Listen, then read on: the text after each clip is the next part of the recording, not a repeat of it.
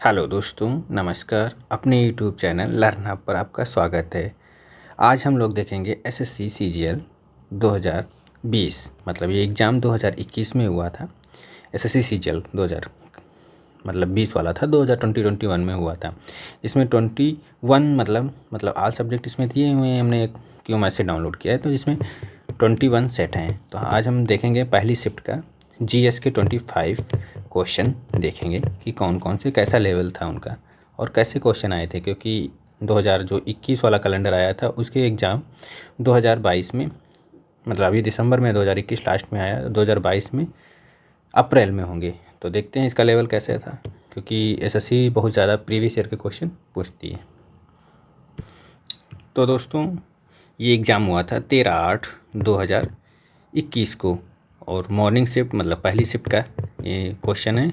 Morning shift में कैसे question आए थे, एक एक क्वेश्चन को हम लोग डिटेल में सॉल्यूशन के साथ देखते हैं। तो दोस्तों, आज का पहला क्वेश्चन क्या है? पहला क्वेश्चन साइंस से है। क्या कह रहा है? इलेक्ट्रॉन वोल्ट स्पेस मतलब किसकी इकाई है? ऑप्शन दे रखे हैं यहाँ पे, 4 ऑप्शन दे रखे हैं। तो राइट इसका आंसर क्या होगा? ऊर्जा। तो ऊर्जा क्या है? इलेक्ट्रॉन वोल्ट की एक इकाई है, मतलब एक इलेक्ट्रॉन वोल्ट की यूनिट है। और इलेक्ट्रॉन वोल्ट को हम किससे डिनोट करते हैं? ईवी से। अगर ईवी देखा जाए तो एक इलेक्ट्रॉन वोल्ट बराबर कितना होता है? 1.602 गुणे 10⁻⁻19 जूल। ये भी क्वेश्चन पूछा जा सकता है। 19 अगर इसी को अर्ग में हमें बताना है कितने अर्ग होता है, तो 1.602 इंटू 10⁻⁻12 ये अर्ग होता है। एक इलेक्ट्रॉन वोल्ट बराबर कितने अर्ग होता है? इसके 1.60 इंटू 10⁻⁻12 ये अर्ग होता है। यहाँ पे इसकी भी वैल्यू पूछी जा सकती है। और जैसे ऊर्जा की अन्य इकाइयाँ भी हैं। जैसे ऊर्जा की एक एसआई मात्रक क्या होता है? एसआई में एक होता है, एसआई में इसे जूल कहते हैं। जूल, ऊर्जा का जो एक एसआई मात्रक होता है एक जूल होता है। और जूल एक किसके नाम पे पड़ा था? एक भौतिकी विज्ञानी, मतलब अंग्रेजी भौतिकी विज्ञानी साइंटिस्ट थे, जेम्स प्रेस्कॉट जूल। क्या नाम था उनका? जेम्स। ये एनटीपीसी के लिए ज़्यादा इंपॉर्टेंट है, वहाँ ज़्यादा करके पूछा जाता है। साइंटिस्ट के नाम प्रेस्कॉट जूल, इनके नाम पर इस यूनिट का नाम पड़ा ऊर्जा का। और अगर इसका कैलोरी भी होता है, कैलोरी पोषण में उपयोग किए जाने तो जो ऊर्जा होती है पोषण के लिए, वहाँ पे कैलोरी भी ऊर्जा का एक यूनिट यूज किया जाता है। यहाँ से आपके 4-5 क्वेश्चन क्लियर हुए। तो यहाँ क्वेश्चन हमसे एसएससी में क्या पूछा था पहली शिफ्ट में कि इलेक्ट्रॉन वोल्ट की इकाई है क्या है? ऊर्जा है। आपका राइट आंसर क्या था? सी। अगर यहाँ से आपकी यहाँ पे यूनिट पूछ सकता है तो ये आप याद रख सकते हैं एक्स्ट्रा नॉलेज के लिए। अगला क्वेश्चन देखते हैं हम लोग। अगला क्वेश्चन क्या दे रखा है? अगला क्वेश्चन करंट से है। करंट से क्या करें? दिसंबर 2020 में गृह मंत्रालय ने सशस्त्र बल विशेष शक्तियाँ अधिनियम 1958 अप्सपा के तहत पूरे राज्य को 6 महीने के लिए अशांत क्षेत्र घोषित किया था। किसके लिए? नागालैंड। ये करंट का है, ज़्यादा इंपॉर्टेंट नहीं, बस यहाँ पे एक्ट याद रखेंगे कौन सा? 1958 एक्ट है। और यहाँ पे अगर नागालैंड की पूछा जाए तो नागालैंड पूर्ण रूप से राज्य कब बना? तो 1963 में नागालैंड एक पूर्ण राज्य बना। तो यहाँ से राइट आंसर क्या हो जाएगा? अप्सपा। ये 2020 में करंट का रिलेटेड क्वेश्चन करके ऐड करके उन्होंने एक्ट से पूछ दिया है, तो इसका राइट आंसर नागालैंड हो गया। ये करंट से। अगला क्वेश्चन देखते हैं हम लोग। अगला क्वेश्चन भी करंट से ही। यहाँ से आप गेस कर सकते हैं कि कितने करंट के क्वेश्चन पूछे जाना है, और एक ही बुक से पूछा है। क्या निम्न में किसने दिसंबर 2000 में अपने उपन्यास द सिटी एंड द सी के लिए तीसरा रविन्द्रनाथ टैगोर साहित्यिक पुरस्कार जीता था? तो किसने जीता था? राजकमल झा ने। और राजकमल झा से अगर इम्पोर्टेंट एक चीज़ याद रखेंगे तो ये इंडियन एक्सप्रेस के प्रधान संपादक हैं। किसके? इंडियन एक्सप्रेस के जो न्यूज़पेपर होता है इंडियन एक्सप्रेस, उसके प्रधान संपादक हैं राजकमल झा। इन्होंने रविन्द्रनाथ टैगोर साहित्यिक पुरस्कार जीता था 2020 का। कौन सी बुक थी? द सिटी एंड द सी। अगला क्वेश्चन देखें। अब तक 2 करंट के क्वेश्चन आपको मिल चुके हैं। अगला क्वेश्चन क्या है? अगला क्वेश्चन हिस्ट्री से। क्या करें? निम्न में से कौन सा हिंदुस्तान रिपब्लिक HRA के संस्थापक सदस्यों में से एक थे? कौन थे? तो राम प्रसाद बिस्मिल। राइट आंसर क्या होगा? राम प्रसाद बिस्मिल। इसकी स्थापना, इसकी नींव 1923 में इलाहाबाद में इसका मसौदा तैयार किया गया था। राम प्रसाद बिस्मिल इसके संस्थापकों में से एक थे। राम प्रसाद बिस्मिल को इनसे एक इम्पॉर्टेंट क्वेश्चन पूछा है एसएससी ने एक बार कि इनको फांसी कब दी गई थी, तो इन्हें 19 दिसंबर 1927 को इन्हें फांसी दी गई थी। कब? 19 दिसंबर 1927 को इनको फांसी दी गई थी। और जो जतिन नाथ मुखर्जी थे, अगर जतिन नाथ मुखर्जी के बारे में देखा जाए तो ये बंगाल के क्रांतिकारी जो स्वतंत्रता कार्यकर्ता थे उसमें ये मेन हेड थे। बंगाल का जो बंगाल में क्रांतिकारी की जो थी सभा चलती थी, मतलब जो एक जुट था वहाँ के जो हेड थे। और ये सूरसेन भी बंगाल से ही, बंगाल के क्रांतिकारी थे। ये चटगांव शस्त्राग्राम में एक मतलब नेतृत्व हुआ था उसकी, ये लिए फेमस हैं। और लाला लाजपत राय तो सभी लोग जानते हैं, ये साइमन कमीशन के खिलाफ मतलब शांतिपूर्ण मतलब विरोध किया था। लाला लाजपत राय ने विरोध मार्च के लिए जाने जाते हैं लाला लाजपत राय। ब्रिटिश मतलब जो साइमन कमीशन आया था उसमें जो शांतिपूर्ण किया था, विरोध मार्च किया था, उसके लिए लाला लाजपत राय को जाना जाता है। यहाँ पे राइट आंसर आपका क्या था? ए वाला, राम प्रसाद बिस्मिल। अगला क्वेश्चन देखते हैं हम लोग। अगला क्वेश्चन क्या कह रहा है? अगला क्वेश्चन कह रहा है निम्न में से कौन सी ऐसी प्रक्रिया है जिसमें गर्म कम सघन पदार्थ ऊपर की ओर उठते हैं तथा उन्हें ठंडे और अधिक सघन पदार्थों द्वारा प्रतिस्थापित कर दिया जाता है। यहाँ पे अगर देखा जाए गर्मी हस्तांतरण के 3 अलग अलग तरीके होते हैं, वो आप लोगों को हम आज बताते हैं। यहाँ से क्वेश्चन ये बहुत बार पूछा जाता है और हर बार कभी पूछता है चलन विधि द्वारा, संवहन विधि द्वारा और विकिरण विधि द्वारा। तो यहाँ पे संगणन, विकिरण और चलन और संवहन तीनों में अंतर क्या होता है, कहाँ से हम लोग कैसे क्लियर कर सकते हैं। बहुत बार क्वेश्चन एसएससी ने रिपीट करके पूछता है, कभी संवहन होता है, कभी विकिरण होता है, कभी संवहन होता है और कभी चालन विधि द्वारा होता है, मतलब हस्तांतरण होता है ऊर्जा का, गर्मी का। तो पहले एक को देखते हैं हम लोग, चालन को कैसे होता है। चालन में जो होता है जैसे एक चालन का एक शरीर के 2 आसन्न भाग है, मतलब एक ए बॉडी है और एक बी बॉडी है, ठीक है। एक बी बॉडी है कोई, मतलब इनके बीच जो है मतलब शरीर का जो तापमान है, इनके अंतर के कारण जो गर्मी का हस्तांतरण होता है वो चालन के विधि द्वारा होता है, मतलब कंडक्शन द्वारा होता है, चालन के द्वारा होता है। यहाँ पे ऊर्जा का मतलब गर्मी का हस्तांतरण।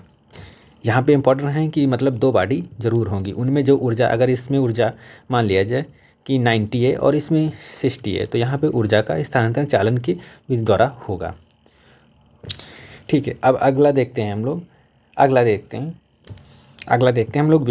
विकिरण में क्या होता है। विकिरण में किसी भी मतलब यहाँ पे याद रखेंगे कि विकिरण होता है किसी माध्यम में इसमें कोई माध्यम नहीं होता है, बिना माध्यम के जो ऊष्मा होती है वो स्थानांतरण होती है विकिरण में, बिना माध्यम के। यहाँ पे गेस कर सकते हैं, बिना माध्यम के ऊष्मा का स्थानांतरण होता है। और जो संघनन है, इसमें क्या होता है, संघनन में क्या होता है, वह प्रक्रिया जिसमें मतलब जल जो होते हैं वाष्प तरल हो जाता है, जो जल हो जाता है वाष्प तरल हो जाता है। ये तीनों माध्यम बहुत ज़्यादा इंपॉर्टेंट पूछे जाते हैं। अब बात आती है संवहन क्या होता है। संवहन में क्या होता है, संवहन में ऐसी चीज़ होती है जिसमें जो गर्म होता है कम गर्म की ओर ऊपर उठता है। यहाँ पे लिख रखा है जिसमें गर्म कम सघन पदार्थ की ऊपर उठते हैं। कम मतलब यहाँ पे ज़्यादा अगर गर्म है, मतलब जो भगोने में पानी गर्म रखेंगे तो वो कम सघन की ओर उठते हैं, वहाँ पे संवहन होता है। और संवहन में मतलब जल वाष्प हो जाता है और विकिरण में कोई माध्यम नहीं होती है, बिना माध्यम के। और चलन में 2 माध्यम होते हैं, कम मतलब एक माध्यम से दूसरे माध्यम की ओर, कम माध्यम की ओर, उसके अंतर की ओर ऊष्मा का मतलब संघनन होता है, प्रतिस्थापित होती है। अगला क्वेश्चन देखते हैं।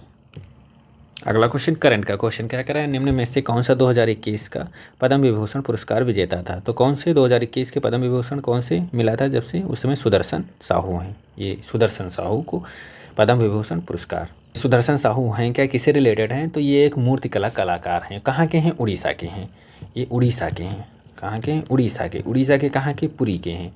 पुरी एक शहर है वहाँ, तो वहाँ के भारतीय मूर्तिकला के कलाकार हैं सुदर्शन साहू। अगला क्वेश्चन देखें, क्वेश्चन नंबर 7 क्या कह रहा है। कह रहा है निम्न में से किसने 1979 में भारत के प्रधानमंत्री मोरारजी देसाई की जगह ली थी? ऑप्शन क्या दे रखा है? जगजीवन राम, चंद्रशेखर और चरण सिंह और देवीलाल। कब की बात कर रहा है? 1979 में। तो 1979 में किसने जगह ली थी? चरण सिंह ने। कौन थे? चरण सिंह। चरण सिंह का कार्यकाल 1900 मतलब 1979 से 1980 के बीच में रहा था। 1979 से और ये 80 तक रहे थे। अगर इनके बारे में और की बात की जाए तो ये भारत के छठे प्रधानमंत्री थे। किस नंबर के थे? छठे प्रधानमंत्री थे। और ये भारत के अगर देखा जाए तो उप प्रधानमंत्री में, जैसे उप प्रधानमंत्री में तो बात की जाए तो ये प्रधानमंत्री में तीसरे थे। उप प्रधानमंत्री भी तीसरे रह सके थे। किसकी सरकार में? मोरारजी देसाई में ये उप प्रधानमंत्री बने थे। किसकी मतलब कौन उस समय पीएम था? तो ये तीसरे उप प्रधानमंत्री मोरारजी देसाई की सरकार में बने थे। मोरारजी देसाई पाँचवें पीएम थे। तभी ये क्या थे? उप प्रधानमंत्री थे। उसके बाद मोरारजी देसाई के बाद ये छठे सीएम बने। अगर यहाँ पे बात की जाए जगजीवन राम की तो जगजीवन राम जी चौथे पीएम थे भारत के। अगर बात की जाए देवीलाल की तो छठे ये उप प्रधानमंत्री थे। किसकी सरकार में? तो ये चंद्रशेखर सरकार में बने थे। ये जो देवीलाल हैं जो चंद्रशेखर और वीपी सिंह की सरकार में उप प्रधानमंत्री बने। और चंद्रशेखर की बात की जाए तो ये आठवीं भारत के पीएम बने। कब से? 1990 से 91 के बीच में ये भारत के 8वें पीएम थे। यहाँ से आपको केवल याद रखना है कि मोरारजी देसाई के बाद मोरारजी 5वें थे भारत के प्रधानमंत्री और छठे कौन? चरण सिंह उनके बाद बने। ये तीसरे भारत के उप प्रधानमंत्री भी थे। अगला क्वेश्चन देखते हैं हम लोग। यहाँ से आपको बहुत सारी नॉलेज प्राप्त होगी। अगला क्वेश्चन क्या कह रहा है? स्वामी दयानंद सरस्वती के संबंध में निम्न में कौन सा कथन असत्य है? मतलब असत्य पूछ रहा है। उन्होंने सत्यार्थ प्रकाश की पुस्तक लिखी, राइट है। उनका जन्म स्थान गुजरात में हुआ, बिल्कुल सही है। वे आर्य समाज के संस्थापक थे, बिल्कुल सही। वे ब्रह्म समाज के संस्थापक थे, नहीं। वे ब्रह्म समाज के कौन थे? राजा राम मोहन राय थे। राजा राम मोहन राय। ब्रह्म समाज के संस्थापक कौन थे? राजा राम मोहन राय। अगला क्वेश्चन नंबर 9 क्या कह रहा है? क्वेश्चन नंबर 9 करंट से रिलेटेड क्वेश्चन है। क्या कह रहा है? 2021-22 केंद्रीय बजट के अनुसार वायरोलॉजी व साउंड विज्ञान के कितने क्षेत्रीय राष्ट्रीय संस्थान स्थापित किए गए थे? ये करंट का क्वेश्चन है। कितने उस समय किए गए थे? 2021 और 22 में केंद्रीय। इस समय वायरोलॉजी के करंट के क्वेश्चन है। जिस एसएससी का भी हाल ही में एग्जाम हुआ था कोविड-19 के बाद। तो क्या हो रहा है? मतलब 13 अगस्त का है फर्स्ट शिफ्ट का। तो अभी 6 महीने हुए लगभग। तो कितने? 4 हैं। वायरोलॉजी व साउंड विज्ञान के राष्ट्रीय संस्थान कितने स्थापित किए गए थे? 4। करंट से रिलेटेड है। अभी तक हम लोगों को 4 करंट के क्वेश्चन मिल चुके हैं। अगला क्वेश्चन क्या कह रहा है? निम्न में से कौन सी योजना ब्रॉडबैंड इंटरनेट सेवाओं को तेज करने में मदद के लिए उद्देश्य से बनाई गई थी? कौन? पीएम ध्वनि और पीएम वाणी और पीएम इंटरनेट और पीएम वार्ता। तो आपको यहाँ राइट आंसर कौन सा है? पीएम। जो पीएम वाणी है ये महिलाओं को ब्रॉडबैंड मतलब इंटर से जागरूक करने के लिए गाँव में जो पीएम वाणी के नाम से एक इंटरनेट सेवा मदद से उद्देश्य से बनाई गई थी ब्रॉडबैंड इंटरनेट सेवा। पीएम वाणी इसका राइट आंसर क्या है? याद रखेंगे, पीएम वाणी। अगला क्वेश्चन देखते हैं। क्वेश्चन नंबर 11 क्या कह रहा है? क्वेश्चन नंबर 11 में क्या कह रहा है? गुर्दे की किडनी की संरचनात्मक और कार्यात्मक इकाई क्या है? मतलब आपकी जो संरचनात्मक और कार्यात्मक इकाई क्या है? ये बहुत बार रिपीटेड एसएससी ने क्वेश्चन पूछा है। पता नहीं कितनी बार, ये बहुत बार रिपीट हुआ है। क्या यूरेटर, नेफ्रॉन, कार्टेक्स और मेडुला? तो मेडुला तो हो नहीं सकता, कार्टेक्स नहीं, वो नेफ्रॉन। क्या है? वक्राउंड नेफ्रॉन, जिसे कहते हैं नेफ्रॉन। तो इसका राइट आंसर क्या होगा? बी। इंपॉर्टेंट क्वेश्चन है, बहुत बार एसएससी ने इसे पूछा है। किडनी की पूछ रहा है, गुर्दे की मतलब कार्यात्मक इकाई क्या है? नेफ्रॉन। अगला क्वेश्चन नंबर 12 क्या कह रहा है? क्वेश्चन नंबर 12 कह रहा है, निम्न में से कौन सी किताब उल ईद का लेखक जिसने अपनी पुस्तक में आरंभिक 11वीं शताब्दी के भारत का महत्वपूर्ण विवरण दिया है? किसने दिया है? तो अल बरूनी ने दिया है। किसने? अल बरूनी ने। 11वीं यहाँ पे हिस्ट्री का है, थोड़ा टफ क्वेश्चन पूछ दिया इन्होंने। भारत का महत्वपूर्ण विवरण दिया है किसने? आरंभिक 11वीं शताब्दी में। एक राइटर का अल बुखारी दिया, अल ख्वारिज़मी दिया और अल किंदी, तो इसका राइट आंसर क्या होगा? बी, अल बिरूनी। किसने दिया? अल बिरूनी ने दिया। अगला क्वेश्चन, क्वेश्चन नंबर 13 में क्या कह रहा है? करंट से रिलेटेड क्वेश्चन है। क्या कह रहा है? निम्न में से किस फ्रेंचाइजी टीम ने AB डिविलियर्स ने IPL 2020 खेला? मतलब AB डिविलियर्स IPL 2020 खेला मतलब किस टीम की तरफ? तो रॉयल चैलेंजर्स बेंगलुरु की तरफ से। सबको याद था, royal challenger Bengaluru. Mumbai Indians Rohit Sharma, और दिल्ली कैपिटन ऋषभ पंत, और कोलकाता नाइट राइडर्स। अगर AB डिविलियर्स की बात की जाए तो ये दक्षिण अफ्रीका के क्रिकेटर हैं। कहाँ से बिलोंग करते हैं? दक्षिण अफ्रीका से। अगला क्वेश्चन देखते हैं हम लोग। क्वेश्चन नंबर 14 में क्या कह रहा है? क्वेश्चन नंबर 14 ही है। जनवरी 2021 में निम्न में से किस भारतीय पशु चिकित्सक परिषद को अध्यक्ष चुना गया? मतलब भारतीय पशु चिकित्सक, यहाँ पे ये भी करंट का क्वेश्चन है। भारतीय पशु चिकित्सक का अध्यक्ष चुना गया किसे? उमेश शर्मा को चुना गया। ये करंट का क्वेश्चन है। हम लोगों को 5 क्वेश्चन के करंट के क्वेश्चन मिलेंगे। अगला क्वेश्चन देखते हैं। अगला क्वेश्चन क्या कह रहा है? गुरुद्वारा पातालपुरी साहिब मतलब कहाँ है? पंजाब में है। गुरुद्वारा पातालपुरी साहिब नदी के तट पर स्थित है। तो पंजाब में कौन सी नदी? सतलज नदी पर ये स्थित है। और सतलज नदी पर सबसे फेमस बांध कौन सा बना? भांगड़ा नागल बांध सतलज नदी पर बनाया गया। और इंदिरा गांधी नहर सतलज नदी पर भी स्थित है। इंदिरा गांधी और सतलज नदी मतलब इंदिरा गांधी और भांगड़ा नागल बांध सतलज नदी पर बनाया गया। अगला क्वेश्चन देखते हैं। अगला क्वेश्चन नंबर 16 क्या कह रहा है? निम्न में से कौन सा स्थान तांबे की खान के लिए प्रसिद्ध है? तो तांबे की खान के लिए कौन सा प्रसिद्ध है? खेतड़ी। खेतड़ी कहाँ है? राजस्थान में तांबे की खान के लिए प्रसिद्ध है खेतड़ी। बहुत इंपॉर्टेंट क्वेश्चन है, बहुत बार पूछा गया है। अगर बहुत ज़्यादा डीप में जाके देखते हैं कि खेतड़ी कहाँ है, तो राजस्थान का एक झुंझुनू ज़िला है, वहाँ पे है खेतड़ी। राजस्थान के झुंझुनू ज़िले में खेतड़ी की खानें हैं। इसकी स्थापना देखी जाए अगर खेतड़ी की ये खनन की स्थापना कब हुई थी? 1872 में हुई थी। बहुत ज़्यादा इंपॉर्टेंट का अगर कोई ये पूछेगा डीप में जाके। गया कहाँ है? बिहार में। और क्यूझोर कहाँ है? उड़ीसा की। ये उड़ीसा में है क्यूझोर। ये भी एक खनन के लिए उत्पादक जिला है क्यूझोर, मतलब उड़ीसा का है। कहाँ है? उड़ीसा का। ये किसके लिए? लौह अयस्क के लिए क्यूझोर। और सतना कहाँ है? सतना एक सीमेंट कारखाना है। ये सतना कहाँ है? मध्य प्रदेश में। कहाँ है? MP में। और ये सीमेंट का कारखाना है।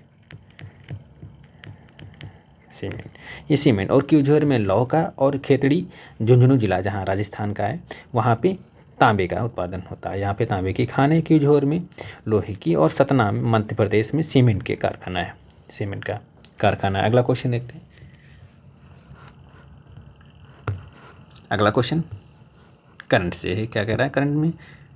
अगला क्वेश्चन करंट में क्या कह रहा है कि जनवरी 2021 में बैंकॉक में आयोजित टोयोटा थाईलैंड ओपन महिला एकल खिताब किसने जीता था? 2021 का पूछ रहा है। तो कैरोलिना मार्सिस। यहाँ से आपके 7 क्वेश्चन पूछे। लगभग करंट से यहाँ इन लोगों ने बहुत ज़्यादा को पूछा है। जो CGL 2020 वाला 21 में हुआ था, कैरोलिना मार्लिन। ये इंपॉर्टेंट है, आप समझ सकते हैं कि करंट से कितना आप स्कोर कर सकते हैं। अगर किसी की GS कमज़ोर है तो वो करंट से रिलेट करके अच्छे खासे नंबर गेन कर सकता है। अगले क्वेश्चन देखते हैं। क्वेश्चन नंबर 18 क्या कह रहा है? जनवरी 2021 में लेह में अब तक का पहला आइस क्लाइंबिंग महोत्सव घाटी में मनाया गया। क्या है? नुब्रा घाटी। बहुत फेमस क्वेश्चन, नुब्रा घाटी। ये महोत्सव जो है आइस क्लाइंबिंग मतलब पहली बार मनाया गया। कहाँ? लेह में। तो कौन सी घाटी में? नुब्रा घाटी। ये पूछा गया जैसे SSC ने पूछा है इसके पहले 10+2 में पूछा है शायद ये क्वेश्चन कि नुब्रा घाटी कहाँ है। तो ये अब क्योंकि लेह अलग ज़िला बन गया है ना जम्मू और कश्मीर से, तो आप लोग लेह में लगाएंगे। अगला क्वेश्चन नंबर 19 क्या कह रहा है? बाघमारा कीटभोजी क्या कह रहा है? बाघमारा कीटभोजी घटपर्णी पिक्चर प्लांट अभयारण्य निम्न में से किस राज्य में स्थित है? बहुत इंपॉर्टेंट क्वेश्चन है। यहाँ से पूछ रहा है कि मतलब ये बाघमारा कीटभोजी घटपर्णी पिक्चर प्लांट कहाँ है? तो ये मेघालय में। अगर देखा जाए मेघालय के अगर और इम्पोर्टेंट देखा जाए तो एक नोक रेक है। याद रखेंगे, तीन चार याद रखेंगे, एक कोई ना कोई आपको ऑप्शन के थ्रू मिल जाएगा। एक नोक रेक है, ये भी मेघालय में है, नोक रेक। और एक सिज भी है, सिज करके एक सिज है। और एक नरपुह भी है, नरपुह। ये 3 याद रखेंगे। ज़्यादा करके पूछे जाते हैं, नोकरेखी और ये बाघमारा। अगर कर्नाटक के देखें तो कर्नाटक में सबसे ज़्यादा इंपॉर्टेंट आएगा अगर भीमगढ़। क्या है? भीमगढ़। भीमगढ़, एक भीमगढ़ है, वो सबसे ज़्यादा इंपॉर्टेंट कर्नाटक का है, भीमगढ़ है। और उसके बाद भद्रा वन्यजीव अभयारण्य है, एक भद्रा है करके, ये ज़्यादा करके इंपॉर्टेंट है। अगर हम लोग गोवा में देखें तो भगवान महावीर है, भगवान महावीर, महावीर करके भगवान महावीर, ये भी गोवा का बहुत बार पूछा है एसएससी ने, भगवान महावीर, महावीर अभयारण्य, वन्यजीव अभयारण्य है। और एक सबसे ज़्यादा इम्पोर्टेंट ये मतलब जो ये हाईलाइट नेम है, मतलब ज़्यादा पॉपुलर है, एक है सलीम अली पक्षी विहार, सलीम अली पक्षी विहार, ये भी गोवा में है, ये तो गोवा में है। अगर हम लोग बात करें असम की, तो असम में सबसे इम्पोर्टेंट क्वेश्चन नंबर 20 में क्या कह रहा है? विशिष्ट लेन देन के संदर्भ में संख्या वर्णों का एक कोड जिसका उपयोग आरटीजीएस में प्राणी में विशिष्ट लेन देन की पहचान के लिए किया जाता है। तो RTGS real time gross settlement. तो आरटीजीएस में कितने कोड होते हैं? 22 कोड होते हैं। तो 22 कोड होते हैं ना, आरटीजीएस में कितने कोड होते हैं? 22 कोड होते हैं, जो मतलब किसी व्यक्ति जो है मतलब ये सिस्टम पे ट्रांजैक्शन की विशिष्ट जो पहचान होती है, जो ट्रांजैक्शन किया जाता है उसकी पहचान के लिए अलग अलग इसमें नंबर यूनिक कोड होते हैं। कहीं पे अगर आपका अकाउंट नंबर बताया जाता है, यूटीआर नंबर, स्टार्टिंग के बैंक नंबर बताते हैं 4 अक्षर, बैंक का कोड क्या है, आरटीजीएस मतलब प्राणी इंगित करता है और लेन देन को भी करता है। इसमें वर्ष, महीना, दिन सभी मतलब सारी चीज़ें इसमें इंगित होती हैं। टोटल कितने कोड होते हैं? 22 कोड होते हैं RTGS, real time gross settlement. अगला क्वेश्चन देखते हैं, क्वेश्चन नंबर 21 क्या कह रहा है? भारतीय योजना आयोग की स्थापना निम्न में से किस वर्ष हुई थी? तो भारतीय योजना आयोग की स्थापना 15 मार्च 1950 को हुई थी। अगर डेट पूछे तो 15 मार्च 1950 को भारतीय योजना आयोग की स्थापना हुई, जो अब 1 जनवरी 2015 से नीति आयोग हो गया है। क्या? नीति आयोग बन गया है, नीति आयोग। इसके पहले भारतीय योजना आयोग के अगर अध्यक्ष पूछता है, पहले अध्यक्ष तो JL नेहरू मतलब पंडित जवाहरलाल नेहरू थे। इसका अध्यक्ष वही होता है जो प्रेजेंट टाइम में प्रधानमंत्री होता है। तो इस समय अगर नीति आयोग के अगर अध्यक्ष पूछा जाए तो कौन है? नरेंद्र मोदी। जो इस समय PM होगा वही अध्यक्ष होता है। अगला क्वेश्चन देखते हैं, क्वेश्चन नंबर 22 क्या कह रहा है? 22 में अगला क्वेश्चन कह रहा है लंदन में द्वितीय गोलमेज, यहाँ पे आपसे पूछा है द्वितीय गोलमेज सम्मेलन निम्न में से किस वर्ष आयोजित किया था? दूसरा गोलमेज पूछ रहा है, तो 1931 में। ये 30 और 31 और 32 में पूना समझौता भी हुआ था। 31, 30, 31 और 32। अगर आपसे ये भी पूछता है कि ऐसा कौन सा मतलब क्रांतिकारी या भारत का व्यक्ति था, महान व्यक्ति था, जिसने तीनों गोलमेज सम्मेलन में शामिल हुआ, तो कौन था? भीमराव अम्बेडकर। कौन थे? भीमराव अम्बेडकर तीनों गोलमेज सम्मेलन में शामिल हुए। द्वितीय गोलमेज सम्मेलन के यहाँ पे आपसे ईयर पूछा था, तो 1931 1931 में, पहला 1930 में, दूसरा 1931 में, तीसरा 1932 में। अगला क्वेश्चन, क्वेश्चन नंबर 23। अगला क्वेश्चन साइंस से पूछा है, निम्न में किसकी विमा रेखी संवेग विमा के समान होती है? मतलब यहाँ पे आपसे विमा पूछ रहा है, विमा मतलब किसकी विमा होती है? तो आवेग की संवेगी विमा, मतलब आवेग की वही आयाम होता है जो रेखीय गति का होता है, जो रेखीय गति मतलब रेखीय संवेग की होता है वही आवेग का होता है। तो यहाँ पे किसका पूछ रहा था? मतलब रेखीय संवेग मतलब समान होती है, एक समान पूछ रहा था, तो किसका? आवेग का। अगला question, question number important question था, यहाँ पे कुछ नहीं था, बस यहाँ पे अगर किसी ने 10th लेवल में थोड़ा सा फिजिक्स पढ़ी है सही से तो गेस कर सकता था क्वेश्चन को। अगला क्वेश्चन देखते हैं, क्वेश्चन नंबर 24। अगला क्वेश्चन क्या कह रहा है? निम्न में से कौन सा भारत का पश्चिमी तट है? क्या है? पश्चिमी तट पूछ रहा है। तो पश्चिमी तट क्या है? गोपालपुर। यहाँ राइट आंसर होगा गोपालपुर। पश्चिमी तट नहीं, तो गोपालपुर है कहाँ पे? तो गोपालपुर जो है, गोपालपुर उड़ीसा का एक पूर्वी तटीय शहर है। तो उड़ीसा मतलब तटीय शहर है गोपालपुर, उड़ीसा में। कहाँ है? उड़ीसा में गोपालपुर है। अगर इसकी लोकेशन देखी जाए तो ये भारत का पूर्वी तटीय शहर है। अगला ऑप्शन क्या दे रखा है? सूरत। तो सूरत भारत का पश्चिमी तट है। ये कहाँ है? गुजरात में है। कहाँ है? ये गुजरात में। ये पश्चिमी तट है भारत का, और ये कहाँ है? गुजरात में। कहाँ? गुजरात में। गुजरात में सूरत है गुजरात में। अगर कारवार की बात की जाए, ये भी पश्चिमी तट है। कहाँ पे इस स्थित है ये कारवार? कहाँ पे है? तो ये कारवार कर्नाटक में है। ये सारे तटीय शहर हैं। अगर मंगलौर की बात की जाए तो ये भी कर्नाटक में स्थित है। ये भी पश्चिमी तट है, भारत का पश्चिमी तट है। ये भी कर्नाटक में स्थित है। तो कारवार और मंगलौर दोनों कर्नाटक में स्थित हैं। ये सारे एक नगर हैं, तटीय नगर हैं। और सूरत कहाँ है? गुजरात में है। और गोपालपुर ये भारत का पूर्वी तटीय शहर है। तटीय शहर कहाँ? उड़ीसा में स्थित है। अगला क्वेश्चन देखते हैं। आज का लास्ट क्वेश्चन क्या कह रहा है?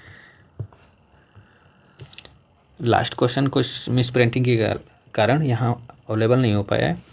यहाँ पे हम लोगों ने कितने 24 क्वेश्चन देखे और उनके डिटेल में देखें कितना क्या मतलब कौन से क्वेश्चन का मतलब जो ऑप्शन हो सकता था, जहाँ से अगले क्वेश्चन एग्जाम में आगे एग्जाम में मतलब जो 22 अप्रैल में एग्जाम होगा वहाँ से क्वेश्चन अगर वहाँ से कोई पुटअप प्रीवियस ईयर से बन सकता था, हम लोगों ने डिटेल में देखा। तो कैसा लगा आपको वीडियो? कमेंट बॉक्स में ज़रूर बताएँ। थैंक यू दोस्तों।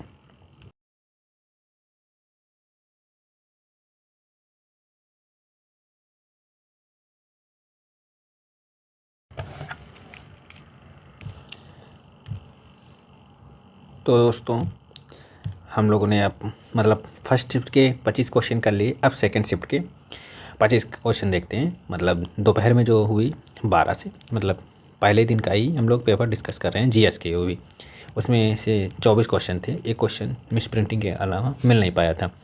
ठीक है, तो अब मतलब 12 से 1 जो हुआ एग्ज़ाम, इसमें देखते हैं सेकंड शिफ्ट में जेईएस का लेवल कैसा रहा है। क्योंकि फर्स्ट मतलब पहले दिन करंट के क्वेश्चन कम से कम 8 क्वेश्चन आपके करंट से मिले, जिसमें से अगर सही से क्वेश्चन माने जाएँ तो 6 से 7 क्वेश्चन करंट के थे। 1-2 क्वेश्चन रिलेट कर दिए गए हिस्ट्री से। तो देखते हैं इसमें कौन कौन से क्वेश्चन जीएस का लेवल कैसा रहा। पहला क्वेश्चन कह रहा है निम्न में से किस मंदिर में आपको गोपुरम दिख जाएंगे? गोपुरम देख रहे हैं एसएससी कैसे ऊटपटांग क्वेश्चन पूछता है। क्या पूछ रहा है? मंदिर में पूछ रहा है, गोपुरम दिख जाएंगे। तो इसको ऐसे क्वेश्चनों को बस क्या है याद रखने के, किसमें? शिव मंदिर चिदम्बरम में आपको गोपुरम दिख जाएंगे। अगर कोई गया होगा तो वो क्वेश्चन रिलेट कर सकता है। अगर जिसने नहीं गया है वो बस याद रख ले। अगर प्रीवियस में दोबारा पूछा गया बस इतना आपको टिक करना है, बस ज़्यादा जानकारी नहीं रखनी है। क्या है? शिवपुरम मंदिर चिदम्बरम। यहाँ पे स्वर्ण मंदिर अमृतसर में और दिलवाड़ा का जैन मंदिर कहाँ है? माउंट आबू में। अगला क्वेश्चन नंबर 12 क्या कह रहा है? ये भी करंट का क्वेश्चन है, क्योंकि 2020 का करंट का है, उस क्वेश्चन को हम ज़्यादा तवज्जो नहीं देंगे। देखेंगे अगर देखते हैं हमारे कुछ इंपॉर्टेंट है तो ठीक है, नहीं तो नहीं। ये करंट का क्वेश्चन है, इसको हम स्किप कर सकते हैं क्योंकि ये पूछा जा नहीं सकता है दोबारा। करंट जो होगी लाइटेस्ट 6 महीने की ही पूछी जा सकती है, तो हम इस क्वेश्चन को स्किप कर रहे हैं। अगला क्वेश्चन देखते हैं। आरबीएल का बैंक कॉरपोरेट कार्यालय कहाँ स्थित है? मतलब एक बैंक है आरबीएल का जो है बैंक कार्यालय कहाँ स्थित है? तो मुंबई में है। इसका राइट आंसर क्या है? मुंबई। तो आरबीएल का जो बैंक कार्यालय है कहाँ है? मुंबई में है। मुंबई में। इस बैंक को आरबीएल जो बैंक है, इस बैंक को पहले रत्नाकर बैंक के नाम से भी जाना जाता था। रत्नाकर बैंक के नाम से भी जाना जाता है। ये मुंबई में कहाँ? कोल्हापुर में और संगाली में 2 शाखाएं इसकी हैं। मुंबई में कोल्हापुर और संगाली में 2 शाखाएं हैं। मुंबई इसका जो हेडक्वार्टर है वो मुंबई में है। अगला क्वेश्चन देखते हैं हम लोग। क्वेश्चन नंबर 4 क्या कह रहा है? बाबर ने मुगल साम्राज्य की स्थापना निम्न में से किस वर्ष की थी? किस वर्ष की थी बाबर ने मुगल साम्राज्य की स्थापना? तो बाबर ने किसने? 1526 में पानीपत की प्रथम लड़ाई मतलब बाबर के जो है यहाँ से स्थापना होगी, मुगल साम्राज्य की स्थापना होगी 1526 से स्थापना। यहाँ पे इम्पोर्टेंट है, ये सन याद रखेंगे 1526। पानीपत की प्रथम लड़ाई से मुगल साम्राज्य की स्थापना होगी। बाबर ने इसकी स्थापना की, मुगल साम्राज्य अपना भारत में मतलब यहाँ पे जो हिंदुस्तान में मुगल साम्राज्य की स्थापना की 1526 से। अगला क्वेश्चन क्या है? क्वेश्चन नंबर 5 क्या कह रहा है? क्वेश्चन नंबर 5 कह रहा है जनवरी। ये भी क्वेश्चन मतलब राम मोहन राव थे जनवरी। यहाँ से भी कोई करंट का क्वेश्चन बन जाता है। तो करंट रिपीट होगी नहीं, जो हमारे हिस्ट्री के क्वेश्चन है, साइंस के क्वेश्चन है, जियोग्राफी के क्वेश्चन है, इकोनॉमिक्स के क्वेश्चन है और यही रिपीट होंगे क्वेश्चन। तो क्या करें 2021 में एसबीआई के जो कार्ड्स पेमेंट सर्विसेज लिमिटेड के प्रबंधक निर्देशक कार्यकारी अधिकारी नियुक्त किए गए थे। तो उस समय नियुक्त किए गए थे कौन? राम मोहन राव। तो इस क्वेश्चन को हम लोग इम्पोर्टेंट नहीं मानते, इसको स्किप कर सकते हैं। अगला क्वेश्चन देखते हैं। क्वेश्चन नंबर 6 क्या कह रहा है, भूकंप या विस्फोट जैसे आवेग द्वारा उत्पन्न प्रत्यास्थ तरंग को कहा जाता है, क्या कहा जाता है, उसे भूकंपी तरंग कहा जाता है। इंपॉर्टेंट क्वेश्चन है। क्या कहे, भूकंप या विस्फोट जैसे आवेग द्वारा उत्पन्न जो प्रत्यास्थ तरंग होती है, इसके आवेग द्वारा मतलब ये जो ज्वालामुखी जो आवेग द्वारा होती है, उसके ज्वलन से जो आवेग उत्पन्न होता है, उस प्रत्यास्थ जो एक तरंग बन के निकलती है भंवर टाइप के, उसे क्या कहते हैं, भूकंपी तरंग कहते हैं, भूकंपी तरंग कहते हैं। अगला क्वेश्चन, क्वेश्चन नंबर 7 क्या कह रहा है, रंगभूमि द एरिना ऑफ लाइफ नामक उपन्यास के रचयिता निम्न में से कौन है। रंगभूमि, यहाँ से द एरिना ऑफ लाइफ, यहाँ से रंगभूमि, जो इनकी गबन है, गोदान है, ये सारी किसकी रचनाएं हैं, मुंशी प्रेमचंद की रचनाएं हैं। इनका रंगभूमि इनका बहुत फेमस नॉवेल है, उपन्यास है, तो इसके कौन है, मुंशी प्रेमचंद। बहुत सिंपल क्वेश्चन पूछा था। अगला क्वेश्चन, क्वेश्चन नंबर 8 क्या कह रहा है, निम्न में से किस अधिनियम विधायिका में संघीय सुविधाओं एवं प्रांतीय स्वायत्तता की शुरुआत की और केंद्र तथा प्रांतों के बीच विधायी शक्तियों के वितरण का भी प्रावधान किया गया। तो भारत सरकार अधिनियम कौन सा, 1935। भारत सरकार अधिनियम 1935, यहाँ से भारत की स्वतंत्रता की नींव पड़ने लगी थी, क्योंकि यहाँ पे एक मतलब हमारे यहाँ संविधान भारत में यहाँ से बना, मतलब उसको पूर्ण रूप से ना ही संगठित किया गया, वही उसी की सारी चीज़ें जो थी लगभग 75% जो संविधान 1935 में बना था, उसी की सारी चीज़ें 1947 में कॉपी करके लागू की गई। यहाँ पे वही बता रहा, विधायिका संघीय सुविधाओं के प्रांतीय स्वायत्तता की शुरुआत और केंद्र तथा प्रांतों के बीच विधायी शक्तियों के वितरण का भी प्रावधान किया गया था। कौन, भारत सरकार अधिनियम 1935। अगर आपको इसके बारे में और जानकारी लेना है तो डिटेल में कहीं से पढ़ सकते हैं, किसी भी बुक में या कहीं से ज़्यादा, मगर एसएससी के लिए इतना पर्याप्त है, वनडे एग्जाम के लिए। अगला क्वेश्चन देखते हैं। क्वेश्चन नंबर 9 में क्या कह रहा है, ये भी करंट का क्वेश्चन है, करंट से क्वेश्चन है, इसको भी स्किप करते हैं हम लोग, करंट के क्वेश्चन करने से कोई फ़ायदा नहीं है। भारत ने फरवरी 2021 में निम्न में से किस देश के साथ लालंदर सातूत बांध, मतलब ये भी करंट से क्वेश्चन है, लालंदर सातूत बांध निर्माण किया, मगर ये यहाँ पे करंट का क्वेश्चन है उस समय, मगर यहाँ से एक क्वेश्चन हम लोग इन फ्यूचर के लिए याद रख सकते हैं कि लालंदर सातूत बांध है कहाँ पे, तो अफ़गानिस्तान में है। ये भी पूछा जा सकता है कि अफ़गानिस्तान में कौन सा बांध है, तो लालंदर सातूत बांध के निर्माण के लिए एक समझौते पर हस्ताक्षर किए गए थे भारत के थ्रू, तो ये बांध कहाँ है, अफ़गानिस्तान में। अगला क्वेश्चन, क्वेश्चन नंबर 11 क्या कह रहा है, लक्ष्य सेन निम्न में से किस खेल से संबंधित हैं। लक्ष्य सेन, तो लक्ष्य सेन निम्न में से किस खेल से संबंधित हैं, तो बैडमिंटन से। किससे, बैडमिंटन से संबंधित हैं लक्ष्य सेन। जो लक्ष्य सेन जो हैं, ये एक मतलब भारतीय बैडमिंटन जो खिलाड़ी हैं, ये अल्मोड़ा में पैदा हुए थे और ये एक बैडमिंटन परिवार से ताल्लुक़ रखते हैं। इनके पिता जो हैं भारत में कोच हैं और इनके जो भाई हैं वो अंतर्राष्ट्रीय बैडमिंटन खिलाड़ी हैं, जिनका नाम है चिराग सेन, और इनके पिता का नाम है डी के सेन। ये भारत के एक कोच भी, इस समय प्रेजेंट टाइम में कोच भी हैं डी के सेन। यहाँ पे इम्पोर्टेंट क्वेश्चन है क्योंकि इनसे रिलेटेड करंट का ही ये इंपॉर्टेंट कह सकते हैं। इससे ऐसे क्वेश्चन आप गेस कर सकते हैं कि कोई भी खिलाड़ी है उसका पूछ सकता है किससे रिलेटेड है। अगला क्वेश्चन, क्वेश्चन नंबर 12 क्या कह रहा है, टूथपेस्ट बनाने के लिए निम्न में से किसका उपयोग नहीं किया जाता है। तो टूथपेस्ट बनाने के लिए निम्न में से किसका उपयोग नहीं किया जाता है, तो गैलेना का उपयोग नहीं किया जाता है। गैलेना PBS, जिसका फार्मूला होता है PBS गैलेना। टूथपेस्ट जो हम लोग करते हैं सिलिका का भी यूज होता है, चूना पत्थर का यूज भी होता है और एल्युमिनियम ऑक्साइड का होता है। गैलेना का नहीं यूज होता है क्योंकि इसमें उसमें कांच की मात्रा ज़्यादा होती है। यहाँ पे टूथपेस्ट बनाने के लिए इसमें गैलेना का यूज नहीं होता। अगला क्वेश्चन देखते हैं। क्वेश्चन नंबर 13 क्या कह रहा है, हिंदू पौराणिक मान्यताओं के अनुसार पटचित्र कला शैली किस भगवान को समर्पित है। पटचित्र कला किस भगवान को समर्पित है, तो भगवान जगन्नाथ का बहुत फेमस मंदिर उड़ीसा की पुरी में है। तो भगवान जगन्नाथ को पटचित्र कला शैली के इस उपन्यास को समर्पित है, तो भगवान जगन्नाथ। यहाँ से राइट आंसर आप देख रहे हैं एसएससी कैसे उल्टा सीधा क्वेश्चन मंदिर से भी ऐसे पूछ देता है कि किस इस शैली को, या फिर कौन सी शैली, द्रविड़ शैली, नागर शैली, ये सारे शैली से भी क्वेश्चन पूछ देता है। तो पटचित्र कला शैली किस भगवान को, तो भगवान जगन्नाथ को समर्पित है। अगला क्वेश्चन नंबर 14 क्या कह रहा है, ये भी करंट का क्वेश्चन है। कह रहा है दिसंबर 2020 में मिजोरम ने किस बीमारी के खिलाफ लड़ाई के लिए लव ब्रिगेड योजना शुरू की थी। तो ये लव ब्रिगेड योजना कहाँ की है, तो ये मिजोरम की योजना है। किससे रिलेटेड है, तो HIV एड्स की रिलेटेड है। HIV human efficiency syndrome HIV AIDS से रिलेटेड है। HIV एड्स कौन सी, लव ब्रिगेड योजना। कहाँ किस राज्य की योजना है, तो मिजोरम राज्य की योजना है। अगला क्वेश्चन नंबर 15 भी करंट से क्वेश्चन है। यहाँ से आपसे पूछ रहा है आयुष्मान भारत नामक स्वास्थ्य बीमा योजना के मुख्य कार्यकारी के रूप में किसे नियुक्त किया गया था जनवरी 2021 में, तो RS शर्मा को नियुक्त किया गया था। यहाँ पे आयुष्मान भारत योजना उस समय स्वास्थ्य योजना कोविड-19 के कारण बहुत ज़्यादा हाईलाइट थी ना, तो स्वास्थ्य के रिलेटेड करके कोविड से बहुत ज़्यादा इस पे लोग उंगली उठा रहे थे ना कि स्वास्थ्य के लिए बहुत ज़्यादा कुछ नहीं कर रही गवर्नमेंट। तो उस समय मुख्य कार्यकारी के रूप में किसे नियुक्त किया गया था, RS शर्मा को। अगला क्वेश्चन नंबर 16 क्या कह रहा है, ये भी करंट का क्वेश्चन है।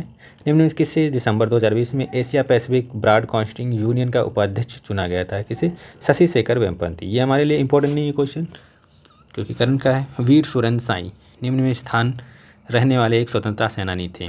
तो वीर सुरेंद्र साई कहाँ के थे, तो ये वीर सुरेंद्र साई कहाँ से थे, कहाँ से बिलोंग करते हैं, ये उड़ीसा से। बहुत इंपॉर्टेंट, वीर सुरेंद्र साई निम्न में किस स्थान से रहने वाले एक स्वतंत्रता सेनानी थे। कौन थे, स्वतंत्रता सेनानी वीर सुरेंद्र साई। अगला क्वेश्चन नंबर 18 क्या कह रहा है, रुइया गोल्ड कप निम्न में से किस खेल से संबंधित है। याद रखेंगे, ये बहुत SSC का पुराना रूटीन है कि जितने भी मतलब खेल होते हैं उनसे कोई ना कोई कप पूछा जाता है। वाटर पोलो है, तैराकी है, बैडमिंटन है, ये सर करके पूछ देता है। तो रुइया गोल्ड है जो किससे, ब्रिज से है। ब्रिज एक खेल होता है, स्पोर्ट होता है, उससे रुइया गोल्ड रिलेटेड है, किससे, ब्रिज से संबंधित है। अगर हम लोग बैडमिंटन की बात करें, अगर बैडमिंटन में अगर क्वेश्चन बनाएगा SSC तो इसे बैडमिंटन को अगर कोई कप है पूछ देता है, अग्रवाल कप है, अमृत दीवान कप है, एशिया कप है, यूरोपी कप है, हरीला कप है, ऐसे करके बहुत सारे कप हैं जो बैडमिंटन से रिलेटेड हैं। अगर तैराकी की बात की जाए तो तैराकी में बस ज़्यादा मोमेंट कप गोल्ड पूछता है और मोमेंट कप रजत कप पूछता है। कौन से दो, मोमेंट कप गोल्ड और मोमेंट कप रजत गोल्ड। यहाँ पे याद रखेंगे कि कौन सा, मोमेंट कप गोल्ड और बस यहाँ पे रजत कर देगा। ये बस तैराकी से रिलेटेड ज़्यादा करके दो चीज़ें पूछी जाती हैं। रजत ज़्यादा करके पूछता है, बैडमिंटन से पूछता है। अगर यहाँ पे ब्रिज से बात की जाए, ब्रिज की, अगर ब्रिज से भी याद रख सकते हैं, ब्रिज एक होलकर ट्रॉफी है और एक रुइया गोल्ड ट्रॉफी है, एक सिंघानिया ट्रॉफी है। ये ज़्यादा करके SSC पूछता है, क्योंकि ये SSC ने अभी तक नहीं पूछा है ये, मगर हो सकता है अगले एग्जाम में पूछा है, क्योंकि रुइया गोल्ड पूछ ही दिया है। और एक सिंघानिया है, और सिंघानिया एक और होलकर है। ये होलकर जो होलकर ट्रॉफी है ये ब्रिज में ही दी जाती है। होलकर ट्रॉफी और सिंघानिया बहुत इंपॉर्टेंट है, होलकर और सिंघानिया ब्रिज। अगला क्वेश्चन नंबर 19 क्या कह रहा है, निम्नलिखित में से कौन सा होम्योपैथी के संस्थापक हैं, सैमुअल हैनीमैन। बहुत इंपॉर्टेंट क्वेश्चन, यहाँ पे डायरेक्ट आपको होम्योपैथी के संपादक पूछ दिया कि मतलब होम्योपैथी के संस्थापक कौन है, सैमुअल हैनीमैन। अगर होम्योपैथी के संस्थापक जो हैं सैमुअल हैनीमैन एक चिकित्सक थे। यहाँ राइट आंसर क्या है, होम्योपैथी के आपके संस्थापक पूछा, ए ऑप्शन राइट हुआ। अगला क्वेश्चन नंबर 20 क्या कह रहा है, मैसूर महल का निवास स्थान था। मैसूर महल का निवास स्थान था, आपका ऑप्शन दे रखे हैं पाल, बुंदेलो और वाडियारो और चंदेलो। तो यहाँ पे आपको तो राइट आंसर दिख रहा है, मगर वहाँ पे एग्जाम हॉल में ये क्वेश्चन आसान नहीं है कि यहाँ पे मैसूर महल का निवास स्थान पूछ रहा है क्या है। अगर किसी ने हिस्ट्री पढ़ी होगी तो मैसूर महल को लगभग 15 साल बनने में लग गए। 15 साल बने, 1897 से शुरू हुआ और 1912 में ये कंप्लीट हुआ। 1897 बनकर 1912 में इसका कंप्लीट हुआ। अगर यहाँ पे अगर पूछा जाए तो ओडेयारों ने यहाँ पे जो शासन किया था 7 शताब्दियों तक किया। 7 शताब्दियों तक इन्होंने शासन किया मैसूर पर, इसीलिए इनका ये निवास स्थान था। किसी ने अगर हिस्ट्री थोड़ा सा पढ़ी होगी इनके बारे में, मैसूर महल के बारे में, ओडेयारों के बारे में, तो वहाँ से आप इनको रिलेट कर सकते थे। अगला क्वेश्चन नंबर 21 क्या कह रहा है, द्रव में दाब का मान प्राप्त करने के लिए प्रणोद को किससे विभाजित किया जाता है।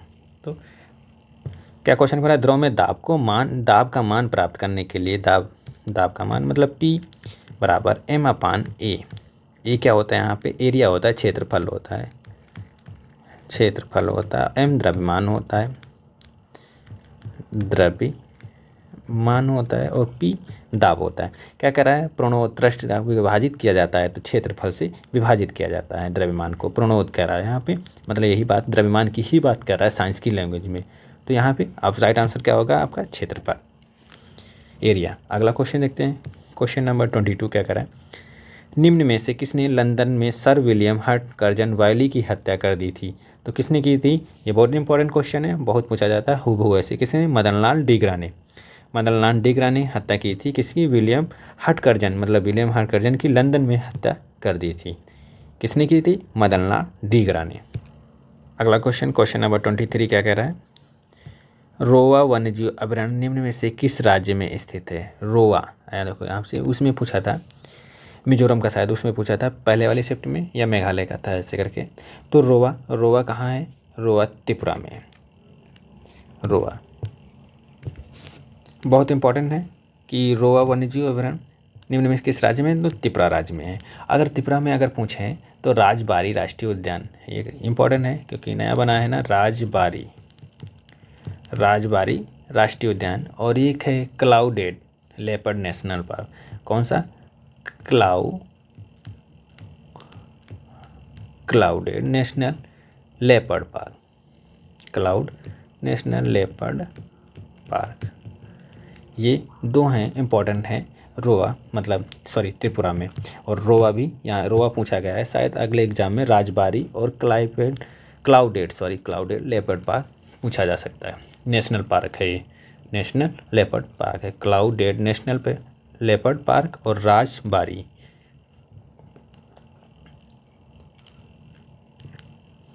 इंपॉर्टेंट था ये क्वेश्चन, यहाँ से देख रहे हैं कैसे कैसे अभ्यारण्य पूछ रहा है, वो भी पूर्वोत्तर राज्य की।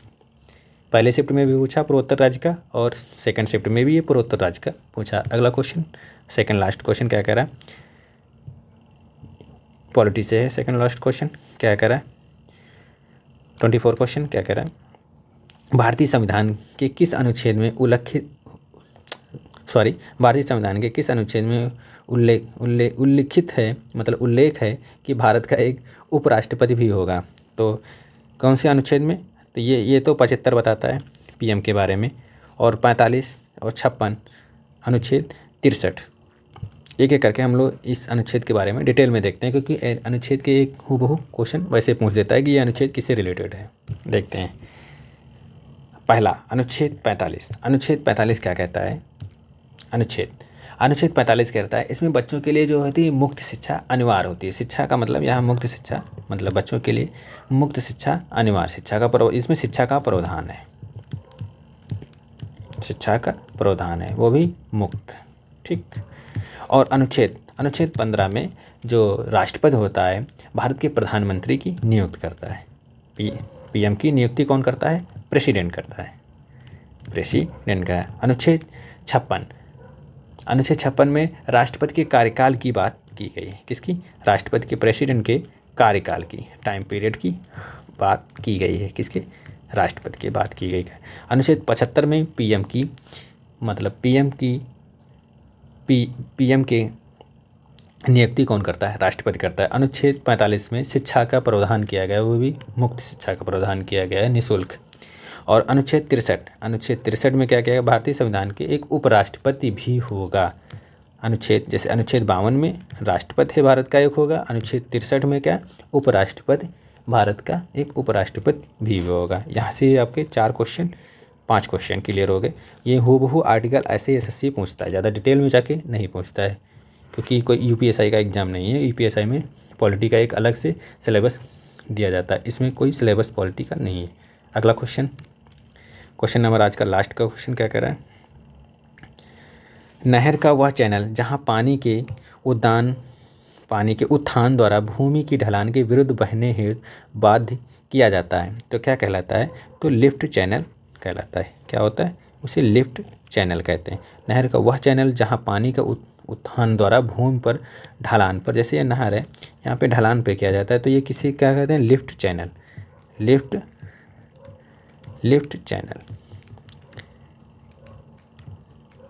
चैनल के उत्पादन किया जाता है, उस क्या कहलाता है, तो लिफ्ट चैनल कहा जाता है। ये थे आज के 25 क्वेश्चन, जिसमें हम लोगों ने करंट के जो क्वेश्चन थे तो हम लोगों के इंपॉर्टेंट नहीं थे, क्योंकि अब करंट जो आएगी वो नहीं आएगी, तो हम उन लोगों को स्किप किया, और जितने हो सके थे, जितना कम समय में, क्योंकि वीडियो ज़्यादा लंबा ना हो इसलिए कम समय में हम लोगों ने डिस्कस किया। जहाँ हो सकता था कि ये इंपॉर्टेंट है, यहाँ पे जानकारी थोड़ा एक्स्ट्रा लग रही है, वहाँ पे हम लोगों ने उसे डिटेल में देखा। तो कैसा लगा आपको वीडियो, कमेंट बॉक्स में ज़रूर बताना। अगर आपसे कोई सुझाव या सलाह है तो वो भी कमेंट बॉक्स में ज़रूर देना। थैंक यू दोस्तों।